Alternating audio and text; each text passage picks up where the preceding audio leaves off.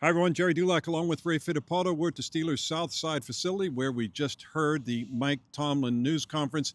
Our Steeler Report brought to you by Savinas, Kane, and Gallucci, mesothelioma and asbestos lawyers with 85 years of experience getting millions of dollars for their clients. Go to sdklaw.com for more information. And Ray, let's touch on the injuries first and foremost. The good news is it appears that Isaac Seumalo, he had that pec injury. He had that last year, causing him to miss 3 or 4 games.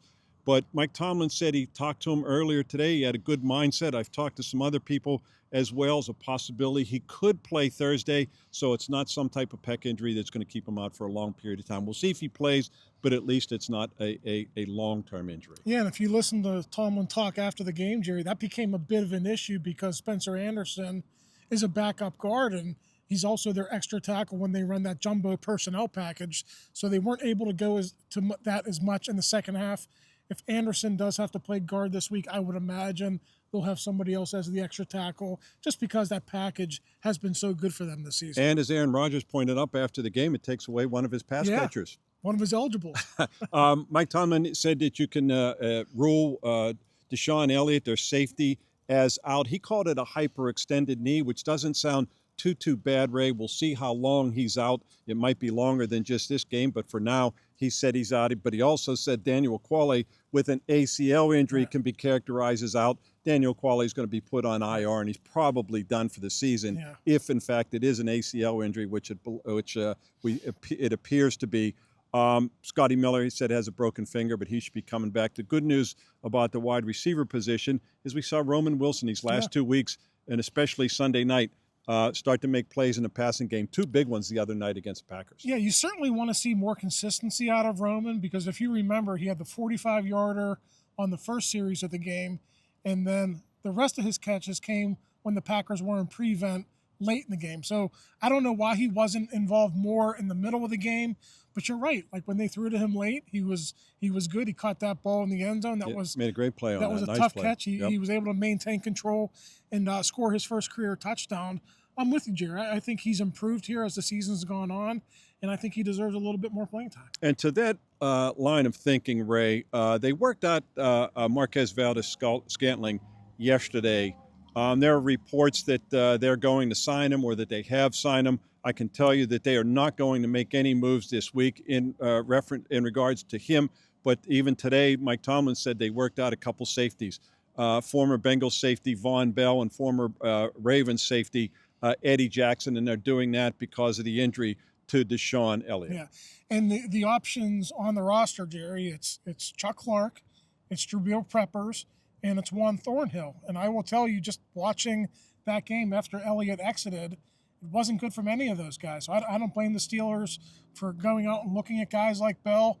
They have 3 options on their roster, and apparently those 3 aren't satisfactory. Chuck Clark said yesterday in the locker room that he's never been beat. I'm surprised he admitted it, been beaten that bad on a play across the middle by a tight end. But Tucker Kraft had a big day against the Steelers, and that's why DeShon Elliott's injury, this is significant this week, Ray, and Mike Tomlin referenced it, is the Colts and their rookie tight end, Tyler Warren, the former Penn State tight end. He's been very big for them, 37 catches, 463 yards, 3 touchdowns. Tight ends have had success against the Steelers. Now you take DeShon Elliott out of there, it gives them even more opportunity to have big games, and Tyler Warren is certainly capable of that. Warren's a great player, but he's like their 3rd option on their offense. They are averaging 33.8 points per game. That's a full 3 points more than any other team in the league. They've scored 30 or more in 4 straight games. So this is going to be a big challenge for the Steelers. And as you mentioned, DeShon Elliott was a huge part of that defense overall, not only as a pass defender, but as a run defender as well. And I don't have to tell you who's coming to town in terms of who's that? The Colts offense. Jonathan Taylor, who's probably going to be Offensive Player of the Year if he keeps this up. He certainly is right now as league's leading rusher. The Colts have scored 30 or more points, 31 or more points in 6 of their 8 games, Ray. They've scored 270 points on the season so far. They're easily, by a widest margin, the highest scoring team in the league. Michael Pittman leads them in receiving, and I always want to call him Antonio Pierce. Alec Pierce. But Alec Pierce is a big play receiver. No touchdowns, but he averages 21.5 yards per catch. Yeah. And again, Tyler Warren fits right in the middle there with 37 catches.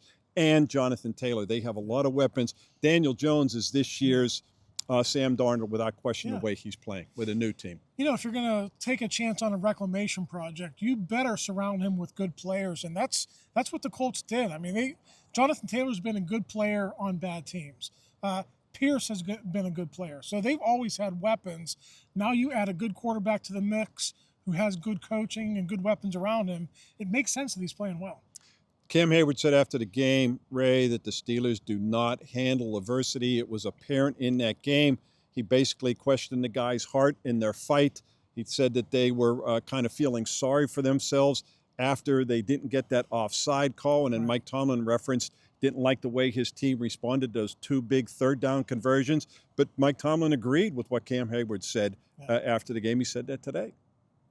Yeah, their response to that, Gerry, I mean, that happened on the first series of the second half. You're going to get bad breaks in football games. You might get a couple of bad breaks, but the good football teams always find a way to overcome that. For whatever reason, that didn't happen on Sunday against the Packers. They're going to get a bad break or two against the Colts. You just look at the stats. The Colts are probably going to score anywhere between 27 and 40 points in this game, just based off of what they've done this year. Their low output this year is 27. So the Steelers are going to have to respond with some big plays by their offense in this game. And with Elliott out, you almost think they're going to have to go into this game with that mentality, that they're going to have to outscore the Colts if they want to beat them. Yeah, if you are a betting person, you have to think that the Colts will make it 7 out of 9 games with 31-plus points. The Steelers have given up 30 or more points in 4 of their 7 games, Ray. First time they've done that in their first 7 games since the 2003 season. We saw the yards that have been piled up against them in the past 2 games. That Steeler defense has a lot of issues, and it is not a good time to be facing the number 1 offense and the highest-scoring offense in the league. And better come ready to play. Yes, you better. One other thing that Mike Tomlin pointed up, the third down conversions, Ray, 1 for 10 against Green Bay. And he said part of the problem was they were in second and long too many times. There were 5 instances where they were in situations longer than second and 10. Second and 21 once, second and 15 twice, second and 13 another time, and second and 11. And they failed to make it manageable situations on third downs. Now, Now, those might be excuses, but nonetheless, they're getting stuck in those situations for whatever reason. Sacks, penalties, negative plays. I was going to mention the penalties. A couple of negative plays that stick out to me. The sideways passes to the tight ends, those haven't been working. Maybe you go to something else in this game to see if you can take advantage of the Colts defense. It's a 1 p.m. kickoff against the Colts Sunday at Acrisure Stadium. We'll be back with you throughout the week. And then, of course, Ray and I will be with you after that game. For Ray Fittipaldo, I'm Gerry Dulac. You're watching PostGazette.com.